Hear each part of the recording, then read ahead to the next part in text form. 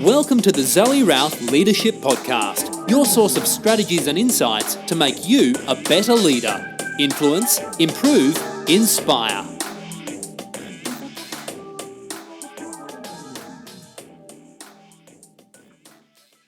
Hi, it's Zoe, and my guest today is Heidi Alexandra Pollard. Very interesting woman. I'm very excited to interview her. She calls herself a workplace humanist, facilitator, and interviewer who helps people and companies discover and amplify their unique power. She is a 7-time author, like 7 books. That's a huge amount. I'm curious about that. And her latest one is called It All Starts with UQ Power. And her message is to spread the message that people's unique personal strengths are the key to unlocking their potential. So the unique bits of you are where your potential sits. She is a podcast interviewer herself, so no pressure on me interviewing a podcast interviewer. And her podcast is called The Theater of You, and she's had some great people on that podcast. It's a really fun little podcast. And she has a unique deck of question cards. We might actually talk about that at some point during the interview today too, which helps us dive in deeply into what makes people tick, their passions and their purpose. So she does amazing stuff. She believes in the goodness of people. So do I. I believe people are fundamentally good. She teaches body language and the power of human-to-human connection. And she works to transform companies and cultures to attract brilliant talent, create sustainable growth through building a great culture. And she wants to get rid of the term human resources. I know, what is that? Who thought that up? It's just terrible jargon. Yeah. She is the co-founder of Human Power, and this is based on the UN Sustainable Development Goals, and a founding board member of the Got Your Back Sister charity. Outside of work, she is an avid reader, property investor, motorcyclist, vegetarian. Somehow those two things don't seem to go so well together, but I'm curious about that. Lover of style, minimalism, and tiny houses, and walking in nature with doggies. There you go. She believes that the best measure of your success is how you use your unique human power to touch the lives of others. So, welcome, Heidi. Thank you so much, Zoe. Wow, that feels like my whole life history just got shared. Yeah, that's right. Everybody knows everything about you now. You're a vegetarian, you ride motorbikes, you have dogs, and you want to live in a tiny house. Yeah, that's pretty well it in a nutshell. What it doesn't say, though, is where I've read across your website and elsewhere is the fact that you threw it all in. You threw in the big corporate life to go out and strike a path on your own. And you talk about these corporate refugees. So I want to hear a little bit about that, a little bit more of your backstory about what it is and what happened that made you throw in corporate and strike out on your own and discover this whole passion you have around unique power. So tell us about that. Yeah, thank you. I was a corporate, as I said, and I actually quite enjoyed working in corporate, and I had a great career in both corporate and in government. And primarily I started because my undergraduate and postgraduate degrees were in organisational communication. And so I did a lot in the communication space, organisational development and change and HR and spaces like that. And I really loved what I did, and I loved building and growing my teams and seeing human potential grow. What I found I got frustrated with was, despite the fact that maybe I could control or create a positive environment in my own team, I was struggling with often the bigger behemoths that I was part of. So I might have a team of 70. We could create safety and a great culture in that team. But if we were in a larger organisation, and I've been in organisations with 9,500 staff, for example, and in government where there's political agendas and ministers and people at the top, I found it really frustrating that often we were being set up for failure, and that the cultures could get quite toxic and controlling. And like we were talking, or you mentioned before, human resources. So seeing people as widgets and numbers on a timesheet to get an objective, and not necessarily seeing people as the humans that they are and as people, and that each person has unique strengths and abilities and ways that they learn and grow and can contribute. So after getting quite frustrated with that, I ended up hiring a coach for myself because I thought, oh, maybe someone can help me get a different perspective on this, or I can grow through that as a leader. And within about 2 sessions, I was hooked and went, how can I do what you're doing? I really like what you're doing on the other side of the table. And so I explored a bit of coaching. I went and interviewed a whole heap of coaches to find out how did they get to be what they were doing? Was that a sustainable kind of career? You know, how did they debrief? Did they get burnt out? Were they part of a franchise? Did they start on their own? So I did quite a bit of investigation, shall we say, because I was in a really good position in corporate and, had an excellent remuneration and a big team and lots of responsibility. But more and more I found it was a bit Groundhog Day-ish and I wanted to have a bigger impact. And I knew that I could only ever kind of go to the edges or the boundaries of the teams that I was in. And so after a while, I decided to get some coach training and I went and did my study to become a coach. And it took me 3 times, actually. I had 3 attempts before I actually left corporate. And I think that was a number of things. It was, leaving security obviously was a bit scary. Leaving my team was a big thing. So I felt like I was going to leave them high and dry if I left. And I'd so nurtured and developed my team. They felt like my little understudies and, are amazing people in their own right. But I kind of felt this sense of responsibility for them. And we were in an organisation that was going through quite some challenges, so much so they were having ICAC investigations. So I felt responsible in trying to control and keep these people safe that, I loved and cared for. But also leaving a known brand and leaving a big company where I found I could get meetings with anyone anywhere because of my title and being a director at a large firm, and that opened doors. And I thought, well, when I'm just me and just Heidi, will anyone pick up the phone and answer me? Will anyone open their door? So that was a little bit scary. I was fortunate that I'd been a property investor since my early 20s. So I had enough financial security that I knew leaving a salary, I'd have to make that up pretty quickly, but also that if I really got in dire straits, I had backup. So it was a whole range of things, but I just knew it was time. And as I said, it took me 3 times and I actually had to get my coach to help me get over getting out of there. And I ended up writing my resignation letter. I wrote a speech to give to my staff and I did all of my filing and everything so that everything was set up so that I really couldn't back out in the end. And so that's when I eventually left. Yeah.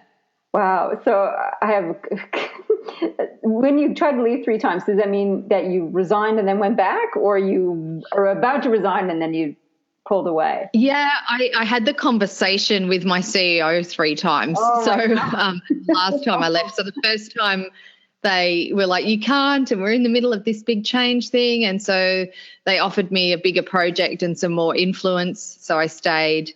About 3 or 4 months later, I was like, no, I really think, and then they offered me something else and some more money and, and so I stayed and felt responsible. Oh, sorry. Hang on. Do you mind if I just get them out of the door? Yeah, that's fine. We thought we might have some dog interaction. I was just telling Heidi before the interview that I've got chickens outside as well, so we might have a whole farmyard action happening. So the dogs. That's called live action. My apologies. I think the mailman just delivered something to the office door. Oh, there you go. There you go. Yeah, so I did actually essentially resign 3 times, had the conversation. Yeah. Oh, that's so painful. So I love your story, in fact, that you did all your research, you had all this financial backing. You did all the things that a good person does, a sensible person does, and exactly what I did not do for myself. I went through the whole same process of striking out on my own. I had no financial backing, didn't do any research, and just had to go. And it was it was a longer road, that's for sure, I can assure you. And so what I love about your story is basically you're living your own message, like this whole idea that I need to be self-expressed, I need to go out and stand on my own and my own strength, and the courage that takes, 3 attempts to get out the door is quite remarkable. So this whole idea of UQ, tell me a little bit about that. So what does your book talk about, and what are you hoping the readers will get from it? Oh, cool. Yeah, thanks for asking. So UQ stands for your uniqueness quotient. So it's a bit like in life, we often hear about IQ and EQ, and that they're very important things, I guess, for career and life success. And I've heard some interesting research recently that says as your IQ goes up, your EQ usually goes down, and that you have to then learn and develop those skills. So often you'll find super smart professors and people that are not so good at the human interpersonal skills. But UQ is this sort of other component to that, and that's that what makes you unique and what is your unique strengths and innate power. Those things, those ingredients are the things that really are what's going to give you flow. So often we get caught in fight or flight. And what I want people to do, whether that's in business, in their career or in their life, is find flow.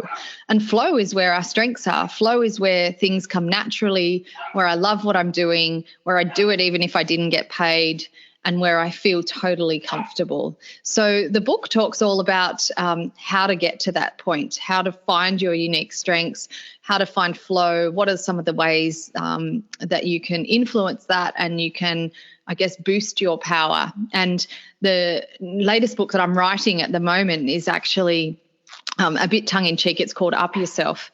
And it's all about your unique power, up, but it's really about this need to be more up ourselves. And I don't know about you. I love that expression. It cracks me up a lot. And for my non-Australian listeners, up yourself means, Australian translation means, arrogant. So I love you just playing around with that unique power of yourself. Okay, keep going. Just a little distraction there.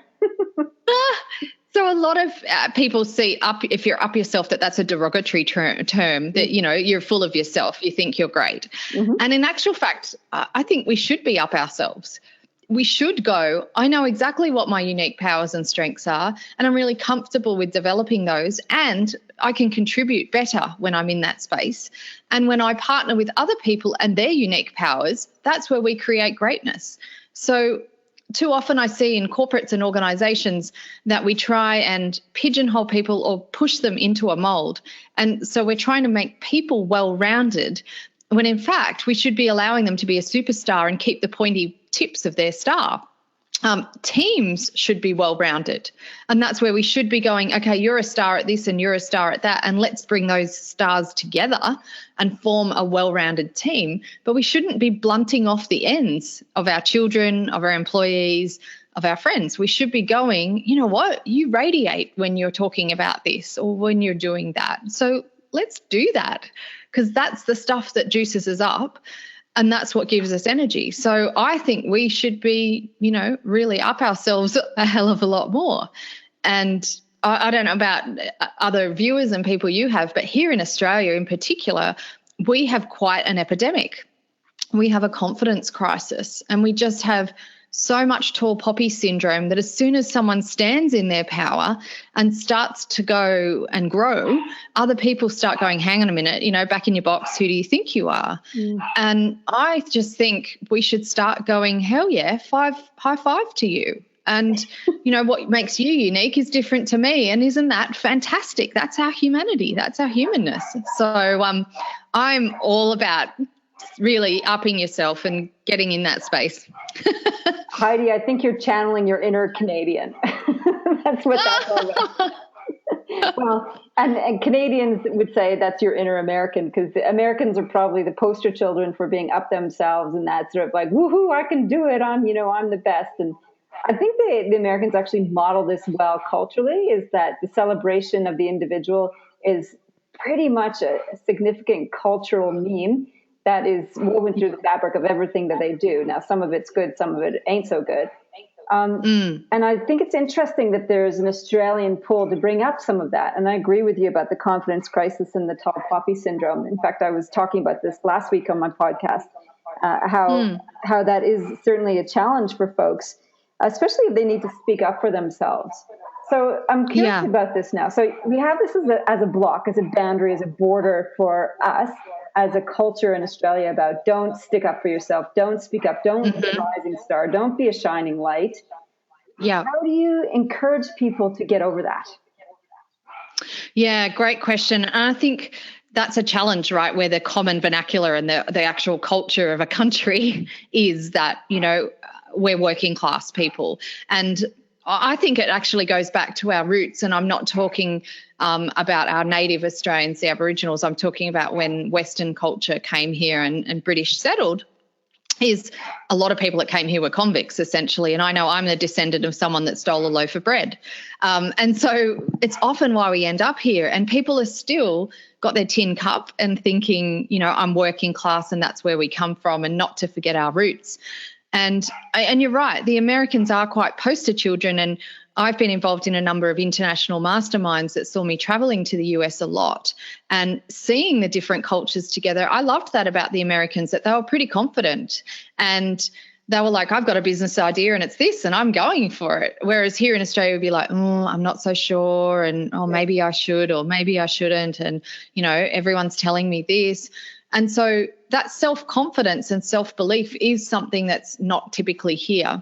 So I actually think it's time that we start changing the conversation.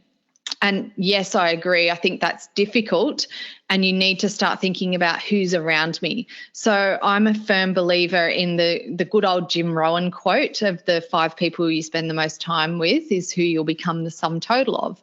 And so I often say to people, well, can you kind of find your fabulous 5? So I call them your fab 5. Who are 5 people that you can have surrounding you? Maybe one that's really good for your health and well-being, one that's good that boosts your growth and makes you be a better person. Another one that maybe is just a good person and a listening ear. People who are your cheering squad, who want to see you rise. And the more we do that for ourselves, and that's why I call it up yourself. No one else can do it for you. But the more we can seek out that support group and find our tribe and the people who believe in us, the water level rises for all of us. So sometimes it's who you're hanging out with.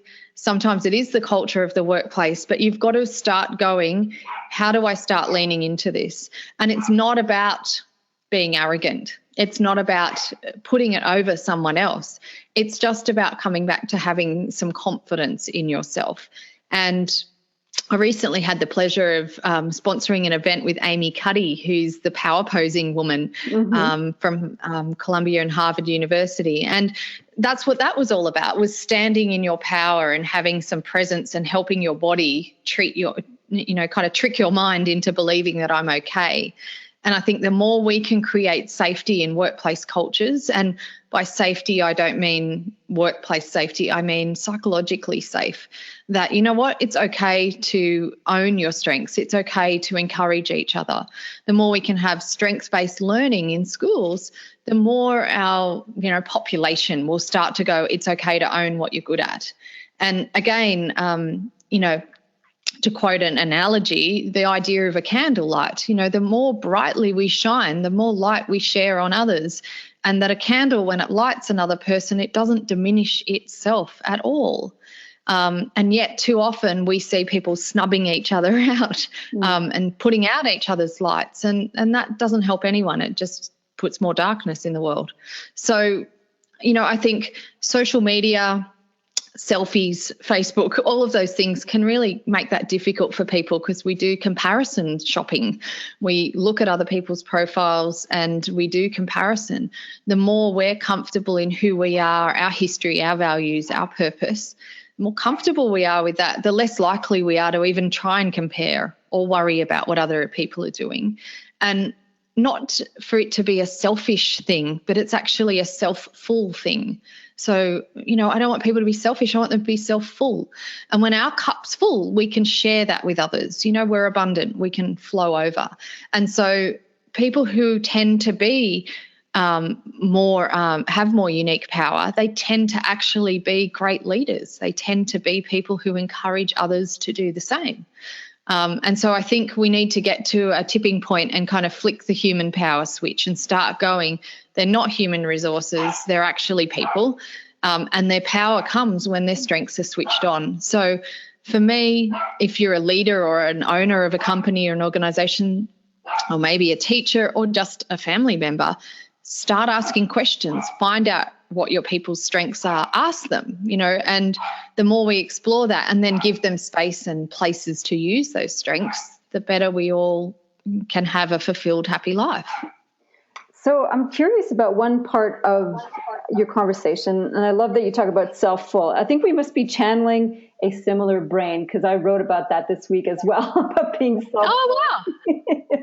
Oh, that's because you're all about connection. So there's connectivity there. Right. We are channeling, the universe is talking about the self-full principle. It's one thing that I've followed and believed in ever since I became a coach. Even our stories are similar, like I hired a coach and I've had this exact same experience, it's like, I want what they're having. I want to do what they're doing because I've had such fundamental shifts myself. I want to offer that to the world too. Wow.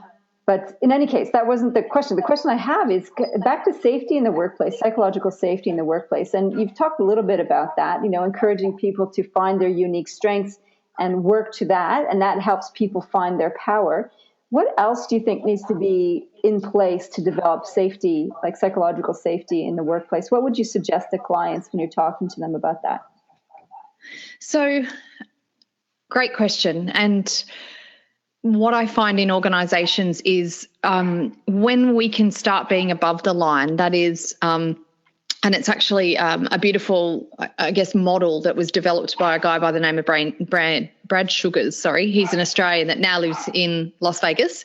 And he said when people are above the line, they have an oar and they kind of rowing their own boat. So oar stands for ownership, accountability and responsibility. If they're not and they're playing victim, then they have a bed and they lie in it. So that's blame, excuses, denial. And what happens is when we have a culture where there's a lot of blame going on, where either staff or leaders feel the need to make excuses, where we're denying the truth and we're often not having conversations. So I'm a firm believer in courageous conversations. And I do believe that a culture is really just an extension of the conversations that go on. So you can always tell a culture by listening to their conversations. And so if the conversations are all around, I didn't do that, no one told me, I didn't get the email about that, that wasn't my fault, I didn't know the budget, when they're in that excuses or, it was IT's fault, that schedule didn't work. When we're in that blame, excuses and denial, then the culture is unsafe. People don't feel safe to speak up. They don't feel safe to take a day off. They're concerned that they might get replaced. They're worried about their job. They think, is someone going to stab me in the back? And I'll work with cultures that say, oh, we've got great trust here. And I'm like, really? It's interesting. I've noticed several emails where people are copying in 20 or 30 people. Why do they do that? Do those people actually need to know that information? No, because they're covering their bum. And so I go, well, why do they need to cover their butt? Because obviously it's not safe. They don't feel trusted. So you might espouse that and have the values on your wall, but you're not living and breathing that. And in a similar way, I had my own experience when I had a team and I kept saying to people at one point, I kept thinking, why do they keep ordering pizza in at night? And I've shared this before with other people I've spoken to, but I really was curious, and I ended up going out to them one day and saying, why do you keep all eating pizza? Like, is this, is there a new pizza place in town? Is there some fad? And they were like, well, no, it's late and we're hungry. And then I realized, oh, it's late and they're hungry, which means it's dinner time and actually they should be at home.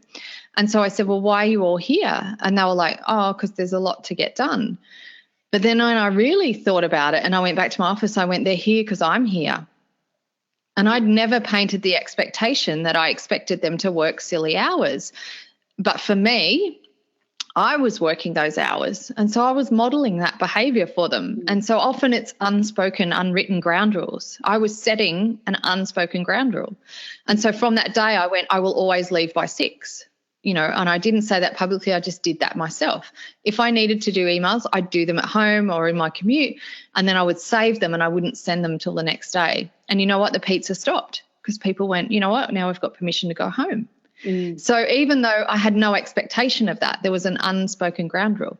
And so that's an area of safety. We need to lean into where are those areas where people don't feel safe to behave or to speak up or to be a certain way. And so to do that is ownership, accountability, responsibility. I had to own that I was creating part of that problem. I took responsibility and went, what else can I do?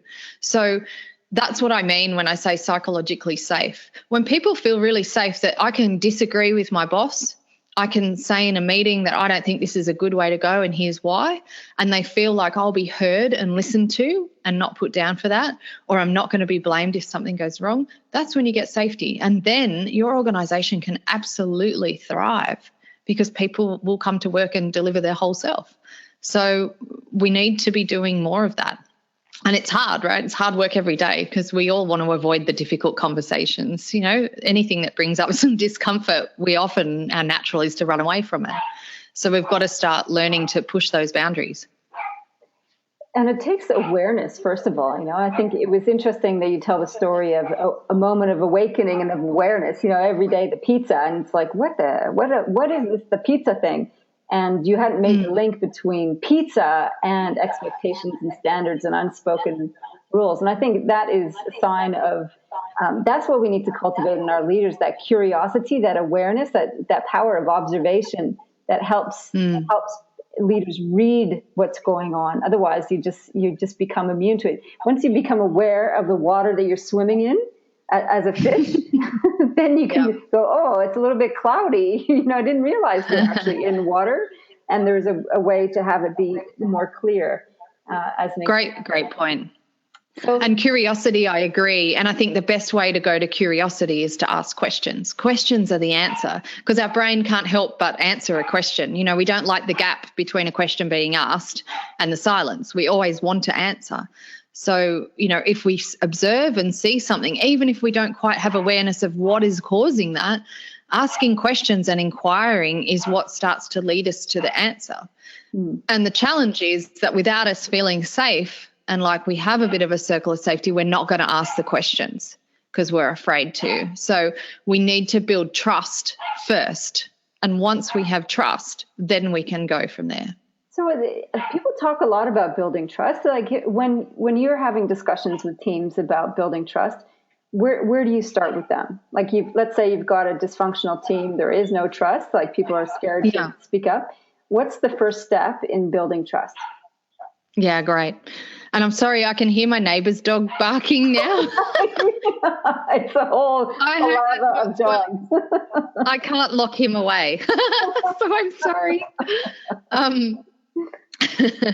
So with a team that's dysfunctional or got some challenges, and I know I've worked with many of them, and you can usually, as an outsider, I can walk in when we're going to do a culture audit and you can pick up the vibe in a few minutes and can start to go, ooh, there's something going on here. To start building trust, again, it comes back to conversations and it comes back to humanness. And I actually think, and it's actually why we developed the cards for uniqueness and why I have that box of question cards, is to start people just going, well, where did you come from? Or what number child were you in your family? What was an experience you had in your teens that has shaped who you are now? What are some of your aspirations for the future? What did you want to be when you grew up? And it could be as simple as, I remember a team I had once that were quite dysfunctional, and so I just started with questions around what's your favourite flavour of ice cream? And simple things like that you think sound like nothing, but they can be the launch pad of conversations where people get to know each other deeper.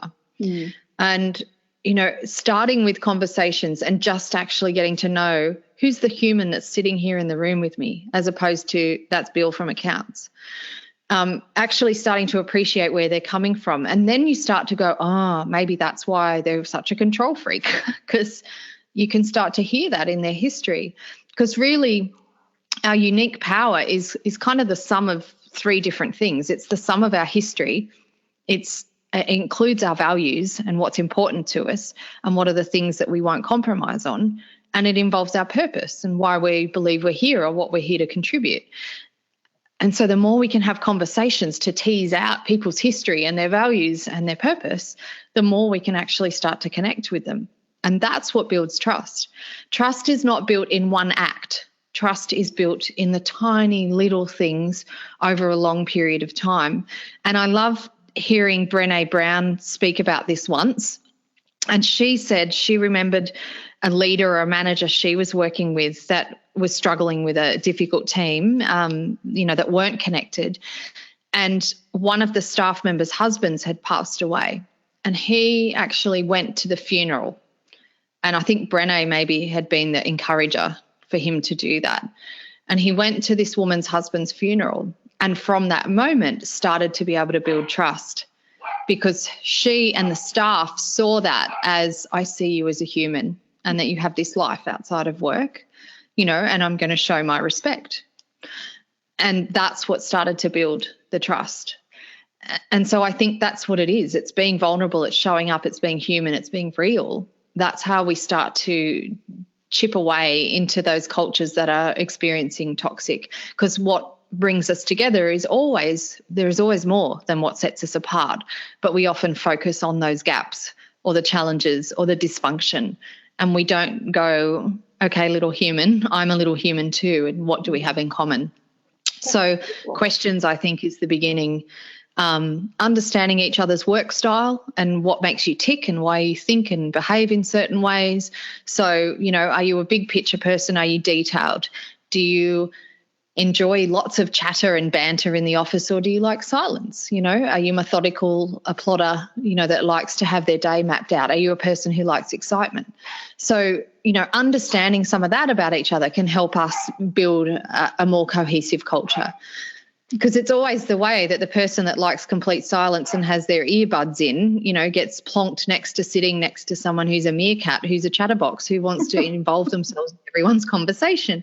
And suddenly we've got a bullying and harassment case on our hands or something like that. And it's just that there's not an awareness to have the appreciation of different styles. Yeah. And that's a conversation. So it all comes back to having a conversation. Yeah. So tell me about your conversation cards. Do you sell these cards? What? Tell me about the question cards that you've got. Yeah, so we do sell them in our shop, and we use them ourselves in workshops that we use. Uh-huh. And they're just 52 cards. We say they're cards for uniqueness against the ordinary. And they range from deep questions, so what's your why or your purpose in the world, to lighthearted questions like, are you a morning, an afternoon or an evening person? Or what's a meal you like to cook from scratch?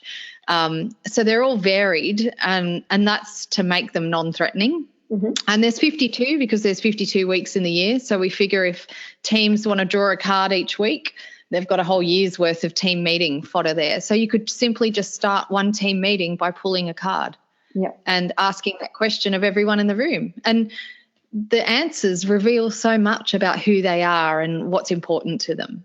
So we get to know each other. So where can people get these cards? What's the URL for them? Oh, sure. So they can buy them on our website, which is www.uqpower.com.au/cards. So, uqpower.com.au/cards. Great. Yeah, and they're lots of fun. Yeah. That's awesome. I'll also have that as a resource on my podcast page, which is zoeralph.com/podcast/Heidi. Awesome. So if you're listening, you can either go to my page or Heidi's page. Otherwise, whichever way, you'll get access to the cards, which is awesome. Yeah. So this idea of being unique, I think this is a tension that we have, like, let's stand up and be unique, and yet let's be part of the tribe. How do you help people balance that? Like, is there a point where you're too much unique and then you can't fit into the tribe and you have to leave? Or tell me some of your experiences around fitting in and standing out. Yeah, great question. And I think that comes back to our EQ and our ability to read others in the room and be present and aware. And I know there's been times where my uniqueness has actually played against me. And I'm remembering one board meeting in particular where I met a new board of directors for a company, and it was Melbourne Cup Day, which is a big horse racing day here in Australia, and they say it's the race that stops a nation. Unfortunately, it didn't stop this board, and they still held their board meeting on the day of it. And so I wore a big, beautiful race day hat to the meeting because I love accessories. Part of my unique. Sorry? Are you a Melbourne girl? No. Oh, you're not even based in Melbourne where the horse race is. No, Okay. but we have events on all around the country that honour it. And one of my things is all about accessories and opulence. So I call myself an opulent minimalist. So I might only have a few things now, but they're all very nice things. And so I had an opulent hat on, and it literally stopped the meeting, and the gentlemen around the table just couldn't get to the agenda and were distracted, and then started talking about horse racing, and it just like threw out 40 minutes of the meeting. And I ended up having to take it off and put it on the floor under the table because it was such a distraction, clearly. And I needed to present a business case at that board meeting. And it wasn't until maybe a month later, I was at a function one night, and one of those board members saw me, and, I went over and said hello to him, and he was like, "Oh, you're the hat lady." And I went, "Oh, damn," right? So he'd remembered nothing probably of my professional expertise and what I presented. He just remembered I was the hat lady. And so I realised at that point that my uniqueness probably hadn't supported me so well. So I do think, there are times and places for it, and there are ways to subtly be in your own strengths and be yourself. And, I do think why fit in when you were born to stand out? I do believe that, but not everyone has perhaps the confidence, courage, or the positional power they feel to always do that. But there's always a way to bring about and thread your uniqueness through. So if you're creative, there's creative ways of looking at planning. There's creative ways of running a meeting. You can bring that little piece of your uniqueness into perhaps the way you do something that fits in with the norm still. And I do think what makes us unique makes us stand out, and that's what makes us money. It's what makes us memorable. It's what makes those that are meant to be in our tribe get drawn to us. And so the more we sit in bland land, the more we're all just sitting in this sea of sameness. And, that kind of makes life pretty ordinary rather than having the excitement and maybe the disappointments as well. But that's a life well lived to me. That you have light and shade. We've all got dark sides and darkness, and we've all got brightness. So for me, I'm like, I'm one of those people that wants to, when I'm 120 and I die, I want them to be able to say she used up all her juice, like it was all gone. I don't want to have been the safe old lady that kind of just eased on down the road. So, that's my personal choice. But I do think there's ways for people to weave their uniqueness into what they do, whether that's, their pocket square hanky that they always have, whether that's I always wear my grandma's pearls, whether that's I, eat certain food or I talk about certain things. It's still who we are. Yeah, I love that. I think there's a balance. Like on one end you have bland, beige, blancmange, and on the other end you have flamboyant, and I think all the shy people going, I am so not going to flamboyant. And then what you're talking about is that there's gradients of that. And you can probably be between bland and flamboyant and be unique. You don't need to be flashy. You can actually show up as you are, with all of your strengths blooming without being a show pony. Yeah, and I know I've got some friends who are totally unique, but they're by no means extrovert, out there people. And it's the subtle conversations they have. It's the kind words that maybe they do. I've got a friend who does handmade cards, and there's this soft, nice gesture, and it's the fact that she's is very much a touchy-feely person. And so she functions in society just fine. You would meet her and think she's lovely, but when you get something like that from her, you go, oh, and you feel her compassionate heart. And so that's just weaved through her life. It doesn't mean that you've got to be out there being the brightest, boldest. It's about just being real and being you. Well, thank you. I think that's a good hope for most people listening to this, about shining bright, but in your own way.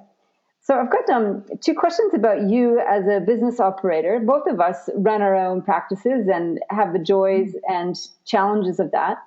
How do you stay centered through running your own business and standing on your own, because you talked about this at the beginning about leaving the comfort of a big big organization with its own brand, its own kudos, and then, shouting out with brand Heidi and being on your own. How do you work at being centered through all of that? Yeah, cool. In the beginning, not well, I have to say. I ran around like a mad chick with my head cut off in the beginning. And I went from having a large 6-figure salary to, I think, in my first year of business, making only about $30,000. Oh. So it was quite confronting and made me feel like a failure, right? And I did a lot of running and a lot of busyness that actually wasn't really stuff that was going to make things happen. It was just a lot of busyness, a lot of running. And so it's taken me a while. It's been a path, and certainly there have been a lot of really great books on the way, along the way. I write myself a letter every year, and I've been doing it for about 12 or 13 years now. So I write an annual gratitude letter, and it's as if my year has already happened. So I write it as if it's the 31st of the end of that year. And I reflect on what I have achieved or what I'm grateful for in that year. And so that helps keep me centered, because whenever I'm a bit, where am I going? What am I doing? I come back and read that letter. And that really helps me, because in that has my values, my purpose, my history, what's important to me. And I also play with my dogs and everyone heard them earlier. Thank you for their starring role. They certainly are unique. And so I love walking in nature with them, and I am fortunate to live in an area where there is lots of bushland. There's also a lake and there's also beaches and ocean. So I every day take them somewhere different and we go and be in nature. I love yoga and breathing for its groundedness. And when I did leave corporate, I was quite in a burnt out space and didn't quite realise how it had affected me. But I had adrenal fatigue, no female hormones, really had burnt myself out. And so I've still been working on that for years, on getting back to that wholeness. So I run some days, and I find running actually quite mind expanding, and I listen to podcasts or sometimes just silence. But I love the breathing and the yoga to bring me back home to self. And I always thought I couldn't meditate because of my busy mind, until I discovered that a busy mind is actually one of the best meditation tools you can have, and that it's about focus, not about emptying. And so I run a meditation circle at my place every Sunday, and have a beautiful circle of women and children and people that just come and go as suits them. So every Sunday I do that and just open my doors, and whoever comes. And I find that such a beautiful way to set me up for the week ahead. And if you look at any of the native cultures around our world, Indigenous cultures, they always had women's circles or some kind of circles, or around the campfire, whatever that was. And the energy that you get from that, and we simply just do a meditation together, then we have a cup of tea, talk about our goals for the week or whatever, and go home. But that really fills up my cup. And I've been doing that nonstop for about 2 years now. And I think only a couple of times where I've been overseas, I've made sure the keys are left out and they still come and do their meditation. So I really find beautiful. And that's having that circle of people around you who want nothing better than for you to be happy and whole. Yeah. That's beautiful. I love that. And, walking in nature is one of my key tenets as well, and yoga also, and running and meditation. I swear to God, you are my soul sister. I'd love to see your bookshelf, because books are my other big thing. So I'm sure we've probably got a whole heap. Probably the same. We've read a lot of the same stuff, I'm sure. That would be a really cool thing to do, actually. Can you do that? Can you take a snapshot of your bookshelf, and I'll take a picture of mine, and we'll swap them? I will. I have 5. So, and that's one of my things is in my downsizing. I haven't yet done the books, but I am going to do a giveaway thing to my community. So cool. That's yet to come. All right. One final question. So in my work around Boundless leadership, which is about leadership beyond borders, looking at the things that constrain us, like you do, about this lack of confidence and not stepping into your own self. I'm interested in exploring how people stay centered, which we've just spoken about, and also exploring their growth edge. And I think it's important to be centered before you explore what's next and what's in the future and what's possible. So where are you up to? Where is your growth edge, and what are you growing towards and into? Oh, I love that. That might be for my next deck of cards. Where's your growth edge?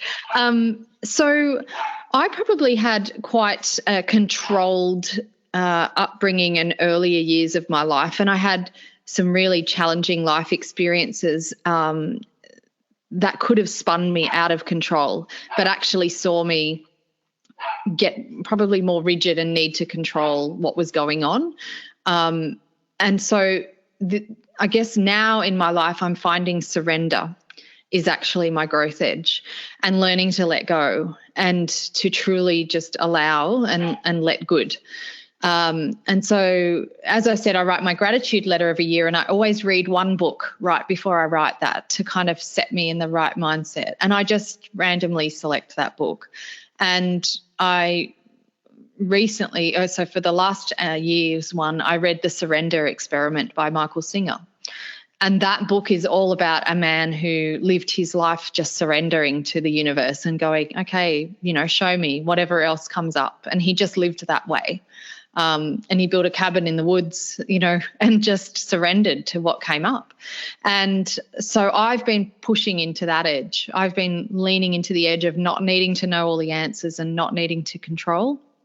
And so my fascination now as an opulent minimalist is I'm stretching myself from having, so I'm a property investor because I love property, but instead of having a fixed address myself and a home, I'm looking at, well, what if home was just me?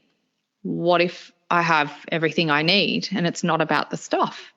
And so I'm, progressing at the moment to moving and building a tiny house on wheels so that I can actually move around. And what I'm hoping to do is spend a year or so just traveling, and wherever I end up, I'll park and stay for a while and get a feel for that community. And I just want to see, can I live and can I function, and what kind of growth will I get personally out of letting go of my attachment to stuff and living in a home that's 2.5 meters by 5 meters, and that's everything I have.